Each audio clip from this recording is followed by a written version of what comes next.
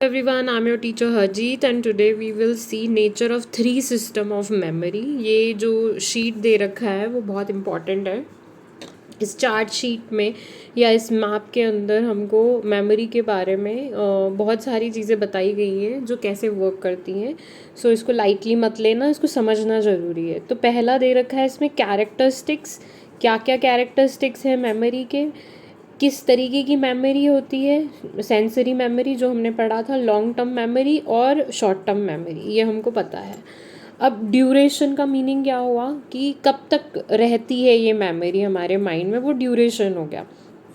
तो हर मेमोरी का different time period होता है, तब तक वो हमारे माइंड में रहती है, उसके बाद वो वैनिश हो जाती है या लाइफ टाइम के लिए रहती है। तो यहाँ पर सेंसरी मेमोरी में हमको दे रखा है iconic memory.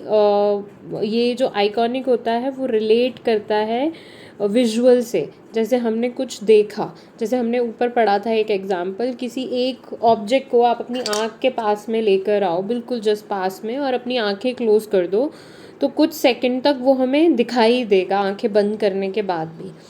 Echoic about is 2 second, जो साउंड से रिलेटेड मेमोरी होती है, वो भी लाइक 2 सेकेंड तक हमारे कान में रहती है, या ऑडिटरी चीज़ें वो हमारे कान में वो आवाज़ रहती है। जैसे आपने ज़ोर का कोई धमाका सुना हो तो 2 सेकेंड तक वो बजता रहेगा दिमाग के अंदर, या कुछ ऐसा साउंड आपने सुना हो तो वो चलता रहता है। अब अगर ये चीज़ रिहर्सल होती है, बार बार रिपीट होती है, तो वो चीज़ 20 सेकेंड्स तक हमारे माइंड में रहती है, तो वो शॉर्ट टर्म मेमोरी में आ जाता है। और अगर वो चीज़ बार बार रिपीट हो रही है, रिपीट होए जा रही है, रिहर्सल हो रहा है, तो लॉन्ग टर्म मेमोरी के अंदर आ जाता है वो। अब बात करते हैं कैपेसिटी। कैपेसिटी यानी क्षमता कितनी होती है, large. Short term memory, sensory memory of course large होती है, इतने 5 सेंस ऑर्गन्स हैं और 5 सेंस ऑर्गन से हमको कंटिन्यूसली कोई ना कोई मैसेज मिल रहा है हमें। फिर आपका शॉर्ट टर्म मेमोरी, ये फिनोमिनन जो दिया था एक साइकोलॉजिस्ट ने दिया था कि हम जैसे हमें कोई लिस्ट है वो कितनी याद रह सकती है, तो 7 से 2 कम 7 से 2 ज़्यादा जो लिस्ट में नंबर होते हैं कुछ भी होते हैं हमें याद रह सकता है। अगर इसको हम रिवाइज करते जाएं तो लॉन्ग टर्म मेमोरी अनलिमिटेड होती है। उसके बाद होता है फॉरगेटिंग। फॉरगेटिंग मतलब हम दिन भर में इतनी सारी चीज़ें अपने 5 सेंस ऑर्गन से लेते हैं, सारी चीज़ों को स्टोर करके रखना पॉसिबल नहीं होता है किसी भी इंसान के लिए या उसके माइंड के लिए। तो क्या हो जाता है, forgotten can occur due to the various reason, बहुत सारे रीज़न्स की वजह से हम चीज़ों को भूल जाते हैं, हमें वो याद नहीं रहती है। तो पहला जो है वो है आपका ट्रांस डिके।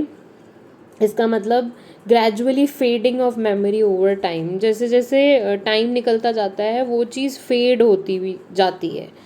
जैसे कुछ हमने ऐसा सुन लिया हो या कुछ ऐसा कर लिया हो जो 2 सेकेंड 8 सेकेंड के लिए हुआ हो, तो वो हम भूल जाते हैं। फिर आता है आपका short term memory. Short term memory में आपका आता है इंटरफेरेंस, किसी भी चीज़ में इंटरफेरेंस हुआ हो या डिस्प्लेसमेंट हुआ हो इन्फॉर्मेशन का, तो उसका डिके हो जाता है, मतलब वो फेड अवे हो जाती है हमारी शॉर्ट टर्म मेमोरी से। Interference, decay, lack of clues. अगर लॉन्ग टर्म मेमोरी में भी बहुत सारी चीज़ें, जैसे मैं आपको एक एग्जांपल देती हूँ, रिसेंटली अभी जयपुर में अर्थक्वेक आया था, तो अब लोग धीरे धीरे उसको भूल रहे हैं। लेकिन भूकंप जो था वो काफ़ी ज़ोरदार था, लेकिन मेमोरी में तो है, लेकिन धीरे धीरे फेड अवे हो रही है वो मेमोरी। इनकोडिंग, सॉरी इकोइंग नहीं है वो, इनकोडिंग है। इनकोडिंग का मतलब होता है इन्फॉर्मेशन जो हम डिफरेंट सेंस ऑर्गन से लेते हैं, उनको हम इनकोड करते हैं, प्रोसेस होता है, उसको समझने की कोशिश करते हैं, तो सेंसरी विजुअल के थ्रू हम इनकोड करते हैं उनको। फिर फोनोलॉजिकल और विजुअल सोमैटिक्स आपका आता है, जिसमें इनकोड होती है मेमोरी और प्रोसेस होती है। सोमैटिक और सेंसरी लॉन्ग टर्म में आता है। लॉन्ग टर्म तक ये चीज़ें हमारे पांचों सेंसेस के थ्रू इनकोड होती है। ये इनकोड हमने पूरा पढ़ा है, कैसे इनकोड होता है, कैसे हम सेंसेस के थ्रू इन्फॉर्मेशन लेते हैं, कैसे कान के थ्रू कोई इन्फॉर्मेशन जाती है, वो मैकेनिकल एनर्जी चेंज होती है न्यूरल एनर्जी के अंदर, और फिर हमारा माइंड उसको इनकोड करके कंक्लूजन्स निकालता है, आइडियाज़ निकालता है। अब आता है आपका रिट्राइवल। रिट्राइवल का मतलब ये होता है कि जितनी भी मेमोरी हमने कलेक्ट करी है, कलेक्ट करने के बाद हमको रिट्राइवल, यानी जब हमें ज़रूरत होती है तो वो हमें वापस चाहिए होती है, तो या तो हम पैरेलल सर्च करते हैं। पैरेलल सर्च होता है the process of searching for many item at a same time with no decrease in efficiency, मतलब सेम टाइम पे दो सिमिलर आइटम्स को हम ढूंढते हैं।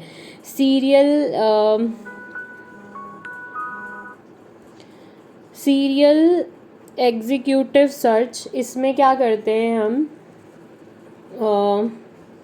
any process in which every item of a set is checked before a decision is made about to presence or absence of a target item। इसका मतलब ये होता है कि जब भी कोई प्रोसेस हो रहा है या कोई भी काम हो रहा है, इन विच एवरी आइटम, कोई भी सेट है या कुछ भी है, उसमें हम डिसीजन लेने से पहले चेक करते हैं। फिर है parallel distribution search, efficient way of process faster and complex query processes। तो पैरेलल डिस्ट्रीब्यूशन में जितने भी कॉम्प्लेक्स चीज़ें होती हैं जो लॉन्ग टर्म मेमोरी के अंदर होती हैं, जैसे हम बहुत सारी पढ़ाई करते हैं, तो जब हमारे सामने कोई भी कॉम्प्लेक्स सिचुएशन आती है तो हम उसके साथ ईजीली डील कर पाते हैं। तो यही इस चार्ट के अंदर दे रखा है। होप आपको ये चार्ट अच्छे से समझ में आ गया होगा। मिलते हैं दूसरे वीडियो में। Till then bye, take care, keep smiling and keep learning.